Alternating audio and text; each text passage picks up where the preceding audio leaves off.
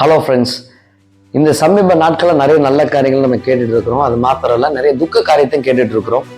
அதுல ஒரு துக்க காரியம் என்னன்னா, அருமையான முன்னாள் தேமுதிக தலைவருமான கேப்டன் விஜயகாந்த் என்று அழைக்கப்படுகிற ஒரு நல்ல ஒரு மனிதர் இறந்து விட்டார். அவரோட மரணத்திற்கு நிறைய பேர் அவருடைய துக்கத்தை பதிவிட்டு இருந்தாங்க. அவரை குறித்து சில காரியங்கள் நம்ம பார்க்க போறோம். இந்த வீடியோக்கும் இந்த டைட்டிலுக்கும் சம்பந்தம் இருக்குதான்னு சொல்லி நீங்க யோசிக்கலாம். இந்த வீடியோ முழுசா பாருங்க. வாங்க இந்த வீடியோக்குள்ள போலாம். இப்ப இந்த விஜயகாந்த், கேப்டன் விஜயகாந்தோட உண்மையான பெயர் என்னன்னா நாராயண் விஜயராஜ் அழகர்சாமி. 25 ஆகஸ்ட் 1952 பிறந்தார். நான் அவர் மரித்தது இந்த 2023 டிசம்பர் 28 மரித்தார். மொத்தம் அவருக்கு 71 வயது ஆகுது.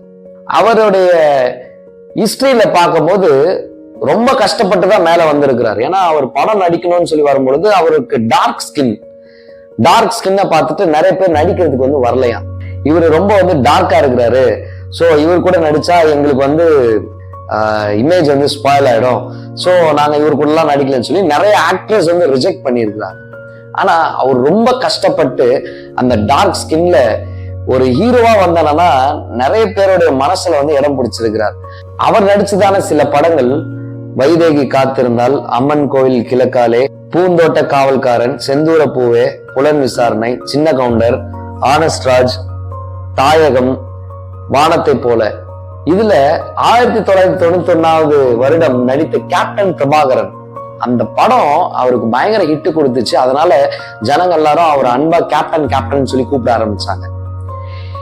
இப்போ இவர் இவ்வளவு கஷ்டப்பட்டு அச்சீவ் பண்ணி மேல வரும்பொழுது எந்த ஆக்ட்ரஸ் எல்லாம் ரிஜெக்ட் பண்ணாங்களோ எல்லாரும் இவர்கிட்ட இவரோட படத்துல நடிக்கிறதுக்கு திருப்பி சான்ஸ் கேக்குறாங்க. அவ்வளவு கஷ்டப்பட்டு இருக்கிறார். ஆனா அவர் அவ்வளவு கஷ்டப்பட்டு நிறைய ஃபேன்ஸ உண்டாக்குறது மட்டும் இல்ல, நிறைய நல்லது பண்ணியிருக்கிறார். அதனாலதான் அவருடைய மரணத்துக்கு அவ்வளவு பேர் வந்தாங்க. ஏன்னா ஒரு மனிதனுடைய மரணத்துலதான் அவன் எப்படி வாழ்ந்தான்னு சொல்லி சாட்சி விளங்கும். ஏன்னா விஜயகாந்தோட மரணத்துக்கு அவ்வளவு ஜனங்க அலையா வந்துட்டே இருக்கிறாங்க. இன்னைக்கும் பார்த்துட்டு தான் இருக்கிறாங்க. இன்னைக்கும் நினைவஞ்சலி செலுத்திட்டு தான் இருக்கிறாங்க. இப்போ அவர் என்னங்க அப்படி நல்லது செஞ்சாரு? ஏழை எளியவர்களுக்கு உதவி செஞ்சிருக்கிறார். அவரை பத்தி சொல்லணும்னா நிறைய காரியங்கள் சொல்லிட்டே போலாம். அதுல ஒரு 2 சம்பவத்தை சொல்லணும்னு சொல்லி நான் ஆசைப்படுறேன். இப்போ ஒரு சம்பவத்தை பத்தி சொல்லணும்னா, அவர் நடிகர் சங்கத்துல தலைவரா இருந்தார். 2000 இருந்து 2006 வரைக்கும் தலைவரா இருக்கும் பொழுது டாப் பொசிஷன்ல வேலை செய்யற வேலையாட்களுக்கும் ரொம்ப அடிமட்டத்துல வேலை செய்யற வேலையாட்களுக்கும் ஒரே சாப்பாடு. இப்ப நீ உயர்ந்தவன், நான் தாழ்ந்தவன், எனக்கு இந்த சாப்பாடு உனக்கு கம்மியான சாப்பாடு அப்படிலாம் கிடையாது. எல்லாருக்கும் சரிசமமா என்னன்னா சாப்பாடு வழங்கினார். அது மாத்திரம் இல்ல, அந்த ப்ரொடக்ஷன்ல யாரெல்லாம் கஷ்டப்படுறாங்களோ நிறைய பேருக்கு என்னன்னா சாப்பாடு கொடுத்து ஹெல்ப் பண்ணியிருக்கிறார். நல்ல பணத்தை கொடுத்து ஹெல்ப் பண்ணியிருக்கிறார். எல்லாரும் சொல்ற ஒரே ஒரு வார்த்தை, அவர் வேணும்ன்ற பொழுதெல்லாம் ஏன் எதுக்குன்னு சொல்லி கேட்காம எங்களுக்கு பண உதவி கொடுத்துருக்கிறாருங்க, நல்லா சாப்பாடு போட்டிருக்கிறாருங்க, நிறைய எங்களுக்கு எஜுகேஷன் ஹெல்ப் பண்ணிருக்கிறாங்க. நிறைய நல்ல காரியங்கள் அவரை பத்தி சாட்சியா சொல்லிட்டே இருக்கிறாங்க. இன்னொரு காரியம், ஒரு ஆக்டர் பேட்டி கொடுத்தாரு. டி நகர்ல அவர் கார்ல போயிட்டு இருக்கப்போ ஒருத்தர் செயின் ஸ்நாச்சிங் பண்ணிட்டு ஓடிட்டு இருக்கிறான். உடனே விஜயகாந்த் இறங்கி ஓடி சேஸ் பண்ணி அவனை பிடிச்சி அவன்கிட்ட இருந்து செயினை வாங்கி சண்டை போட்டு அவனை கொண்டு போய் போலீஸ் ஸ்டேஷன்ல கொடுத்துருக்கிறார். சோ ஒரு படத்துல மட்டும் ஹீரோ இல்ல, நிஜ லைஃப்லயும் ஹீரோவா வாழ்ந்து இருக்கிறார். சோ அவருடைய மரணத்துக்கு இவ்வளவு ஜனங்கள் வர்றதுக்கு காரணம் அவர் செய்த நல்ல காரியங்கள். நிறைய பேர் சொல்லலாம், அவர் ஆல்கஹாலிக் அடிக்ட் ஆனதான் சீக்கிரம் செத்து போயிட்டாரு. இப்ப மனிதனா பிறந்த எல்லாருக்குமே நெகட்டிவான காரியங்கள் இருக்குதுதான். ஏன்னா யாரும் பர்ஃபெக்ட் கிடையாது. ஒரே ஒருத்தர் மட்டும் தான் இந்த உலகத்துல பர்ஃபெக்டா வாழ்ந்தாரு. அதை நான் வீடியோல சொல்லுவேன் யார் பர்ஃபெக்டா வாழ்ந்தாங்க அப்படின்னு சொல்லி. இவரை பொறுத்த வரைக்கும் இவர் இவ்வளவு கஷ்டப்பட்டு அச்சீவ் பண்ண காரியங்கள் ஃபேன்ஸ் இல்ல, அந்த ஃபேன்ஸ் ஃபாலோவர்ஸா மாறினதுக்கான ரீசன் நன்மை செஞ்சார். நிறைய நல்லது செஞ்சார். ஏன் எதுக்குன்னு கேட்காம நல்லது செஞ்சார். இந்த நன்மை செய்த காரியத்து நிமித்தமா தான் அவ்வளவு ஜனங்க இன்னைக்கும் ஃபாலோ பண்ணிட்டு இருக்கிறாங்க. இன்னைக்கும் அந்த சில கமெண்ட்ஸ் எல்லாம் பார்க்கும்போது நான் அழுதுட்டேன், என்னால ஏற்றுக்கொள்ள முடியல அப்படின்னு சொல்லிட்டு இருக்கிறாங்க. பட் இந்த வீடியோ மூலியமா நான் கேப்டன் விஜயகாந்தோட ஃபேமிலிக்கு நான் ஆழ்ந்த இரங்கலை தெரிவித்துக் கொள்றேன். உண்மையாவே கடவுள் உங்களை கம்ஃபர்ட் பண்ணுவார். உண்மையாவே இயேசு கிறிஸ்து உங்களை தேற்றுவார். என்னோட ஜெபங்கள்ல எப்பொழுதுமே நான் நினைக்கிறேன். இப்போ கேப்டன் விஜயகாந்த் எப்படி நன்மை செய்தாரோ, இயேசு கிறிஸ்து இந்த உலகத்துல வாழும் பொழுது அவ்வளவு நன்மையான காரியங்களை வந்து செய்தார். இப்ப கேப்டன் விஜயகாந்த் மரித்த பிறகு இவ்வளவு ஜனங்க சொல்ற ஒரே ஒரு காரியம், அவர் நன்மை செஞ்சார், நல்லது செஞ்சார், இப்படி ஹெல்ப் பண்ணார், இப்படி பண்ணார் ரெக்கார்ட் பண்றாங்க. அதே மாதிரிதான் இயேசு கிறிஸ்து செய்த நன்மைகளை அவருடைய சீஷர்கள் அப்போஸ்தலர்கள் ரெக்கார்ட் பண்றாங்க. அப்போஸ்தலர் 10:38 நசரேயனாகிய இயேசுவை தேவன் பரிசுத்தாவினாலும் வல்லமையினாலும் அபிஷேகம் பண்ணினார். தேவன் அவரோட கூட இருந்தபடியினாலே அவர் நன்மை செய்கிறவராயும் பிசாசின் வல்லமையில் அகப்பட்ட யாவரையும் குணமாக்குறவராயும் சுற்றித் திருந்தார். நன்மை செய்கிறவராயும் சுற்றித் திருந்தார். இப்ப கிறிஸ்தவர்களுக்கு ரோல் மாடல் யாரு அப்படின்னா இயேசு கிறிஸ்து தான், வேற எந்த மனிதர்களும் கிடையாது. இப்போ நிறைய பேரு தவறான கான்செப்ட்ல இருக்கிறாங்க. நான் நல்லது செஞ்சா பரலோகம் போயிடலாம், நான் ஏழை எளியவர்களுக்கு சாப்பாடு கொடுக்குறேன், ட்ரெஸ் கொடுக்குறேன், படிப்பு கொடுக்குறேன், ஃப்ரீ எஜுகேஷன் கொடுக்குறேன், இவ்வளவு நல்ல காரியங்கள் நான் செய்யறேன், கண்டிப்பா நான் பரலோகத்துக்கு தான் போவேன். ஆனா நாம் செய்கிற நன்மையான காரியங்கள் எதுவும் பரலோகத்துக்கு நம்மை அழைத்து செல்ல தகுதிப்படுத்தாது. இயேசு கிறிஸ்துவ விசுவாசிக்கிறது மாத்திரம்தான். அவர் தான் உண்மையான தேவன், அவர் தான் மாம்சத்துல கடவுளா வந்தாருன்னு சொல்லி எந்த ஒரு மனிதன் விசுவாசிக்கிறானோ நம்புறானோ அவன் தான் பரலோகத்துக்கு போவான். இயேசு கிறிஸ்து சொல்ல, நானே வழியும் சத்தியும் ஜீவனமா இருக்கிறேன், என்னை என்று ஒருவன் பிதாவினிடத்திற்கு வரான்.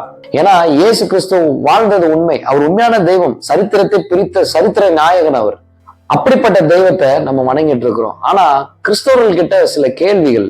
ஆனா நான் இயேசு கிறிஸ்துவை ஏத்துக்கிட்டேன்னு சொல்ற கிறிஸ்தவர்கள் எத்தனை பேர் இயேசு கிறிஸ்துவை போல நன்மை செய்திருக்கிறாங்க? இந்த உலகத்துல உள்ள ஒரு மனிதர் அவ்வளவு நன்மை செஞ்சு இவ்வளவு ஜனங்க அவரை ஃபாலோ பண்ணிட்டு இருக்கிறாங்க. அப்படி ஃபாலோ பண்ணி அவருடைய துதியை வந்து எல்லா இடத்துலயும் சொல்லிட்டு இருக்கிறாங்க. இந்த மீடியாஸ் எல்லாம் பாத்தீங்கன்னா அவ்வளவு காரியங்கள் வந்து சொல்லிட்டு இருக்கிறாங்க. அப்படி ஒரு மனிதனை சொல்லுகிறார்கள் அப்படின்னா அவர் எந்த அளவுக்கு நல்லது செஞ்சிருப்பார்.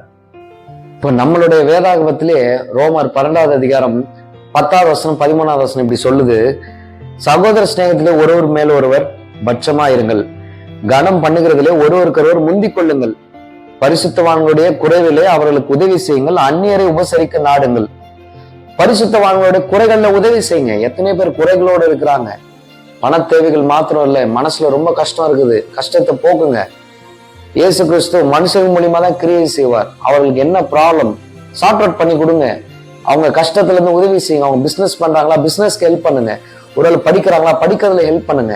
எஜுகேஷன் தேவை, அதுக்கு ஹெல்ப் பண்ணுங்க. ஒருவேளை அவங்களுக்கு ஹாஸ்பிட்டாலிட்டி தேவைப்படுதா, ஹாஸ்பிட்டாலிட்டி பண்ணி கொடுங்க. மெடிக்கேஷனுக்கு தேவைப்படுதா, அவங்களுக்கு என்னென்ன விஷயங்களை ஸ்ட்ரகிள் பண்றாங்களோ ஏதோ நம்மளால முடிஞ்ச காரியத்தை நீங்க செய்ய ஆரம்பிங்க. அதுதான் வேத வார்த்தை நம்மளுக்கு சொல்லி கொடுக்குது. நம்ம நன்மை செய்யறதுனால நம்ம பரலோகம் போக போறது கிடையாது. ஆனா நம்ம நன்மை செய்யறோம் இயேசு கிறிஸ்துவை ஏற்றுக்கொண்ட நிமித்தமா தான், அவர் மேல இருக்கிற அன்பு நிமித்தமா தான் நன்மை செய்யறோம். சோ உலகத்தான் நன்மை செய்யறதுக்கும் தேவனுடைய பிள்ளைகள் நன்மை செய்யறதுக்கும் பயங்கர டிஃபரன்ஸ் இருக்குது. தேவ பிள்ளைகள் நன்மை செய்யறாங்க எதனாலதான்? இயேசு கிறிஸ்து மேல உள்ள அன்புனாலதான். நன்மை செய்தா பரலோகம் போவான் அப்படின்ற அந்த கான்செப்ட்ல கிடையாது.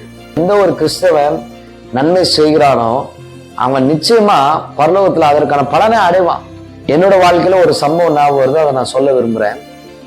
என்னோட ஃப்ரெண்ட் என்ன பண்ணுவானா, யாருன்னா வந்து வண்டியில போயிட்டு இருக்கப்போ வண்டி நின்றுச்சு, பெட்ரோல் இல்லாம வண்டி தள்ளிட்டு இருந்தாங்கன்னா இவன் இறங்க போய் டக்குன்னு அவன் பைக்ல இருக்கிற பெட்ரோல் எடுத்து கொடுப்பானா. அப்படி ஒரு தடவை வந்து அவன் செய்யும் போது ஒரு டைம் வந்து அவனோட வண்டியில வந்து என்னன்னா பெட்ரோல் இல்லாம அவன் தள்ளிட்டு போயிட்டு இருந்தானா. திடீர்னு ஒரு சவுண்ட், ஹேய் வண்டி ஓரங்கட்டு, வண்டியில புக்ஸ் எல்லாம் காட்டு சொல்லி டிராபிக் போலீஸ் வந்து அவங்க கிட்ட இருக்கிற புக்ஸ் எல்லாமே செக் பண்ணிட்டு இருந்தாங்க. என்னாச்சு வண்டிக்கு? இல்ல சார் வண்டி வந்து நின்றுச்சு, பெட்ரோல்ல தள்ளிட்டு இருக்கிறேன். சரி நீ போயிட்டு என் வண்டியில இருக்கிற பெட்ரோல் எடுத்து நீ உன் வண்டிக்கு போட்டுக்கோ போ அப்படின்னு சொல்லி சொன்னாராம். அப்ப பாருங்க, அவன் அநேகருக்கு நன்மை செஞ்சான். ஆனா அவன் ஏற்ற நேரத்துல அந்த நன்மை அவனுக்கு திருப்பி வந்திருக்குது. லாப நோக்கத்தோட நன்மை செய்யறதும் வேஸ்ட் தான். கைமாறு கருதாமல் நன்மை செய்யணும். நான் நன்மை செய்யறதுனால எனக்கு என்ன லாபம் இருக்குன்னு செஞ்சா அந்த நன்மையே வேஸ்ட் ஆச்சே. வலது கைக்கு செய்யறது இடது கைக்கு தெரியக்கூடாது. இப்ப நிறைய பேர் செய்கிற நன்மைகளை போட்டோ எடுத்து போடுறான். நான் இத்தனை பேருக்கு, ஏழை மக்களுக்கு நான் சாப்பாடு வாங்கி கொடுத்தேன், இத்தனை பேருக்கு நான் வந்து என்னன்னா ட்ரெஸ் வாங்கி கொடுத்தேன், இவ்வளவு காரியங்கள் நான் செஞ்சிருக்கிறேன். கேட்டா நான் அது ஒரு ஃபண்ட் ரைஸ் பண்றதுதான் வந்து செய்யறேன். நீங்க உண்மையா இருக்கும் பொழுது உங்களுக்கு தேவையான ஃபண்ட் ரைஸ் எல்லாமே உங்களுக்கு தேடி வந்துருங்க. இப்போ இயேசு கிறிஸ்து என்னங்க நன்மை செஞ்சாரு? இயேசு கிறிஸ்து நிமிரக்கூடாத கூனியை நிமிர செய்தார். கண்ணு தெரியாத கூடனுக்கு பார்வை கொடுத்தார். பிசாசு பிடியில இருக்கிறவங்களுக்கு பிசாசு துரத்தினார். வியாதியா இருக்கிறவங்களுக்கு வியாதியை சுகப்படுத்தினார். 5 அப்பம் 2 மீன் 5000 பேருக்கு உணவளித்தார். அப்ப நிறைய நன்மையான காரியங்களை அவர் செஞ்சுட்டு தான் இருந்தார். அவரை ஃபாலோ பண்ணுகிற கிறிஸ்தவர்கள் எத்தனை நன்மையான காரியங்களை செய்துட்டாங்க. பக்கத்து வீட்டுல போய் ஹெல்ப் பண்ணாங்களா? இல்ல யாருன்னா கஷ்டத்துல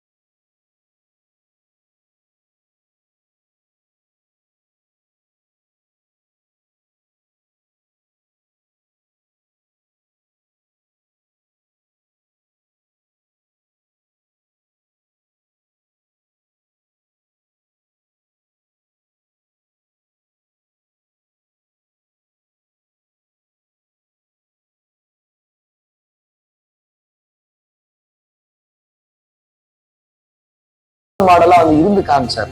அவரை ஃபாலோ பண்ற நம்ம நன்மை செய்கிறவர்களா இருக்கணும். இந்த வீடியோ உங்களுக்கு ரொம்ப பிடிச்சிருக்கும். லைக் பண்ணுங்க, ஷேர் பண்ணுங்க, சப்ஸ்கிரைப் பண்ணுங்க. Thank you. God bless you. Amen.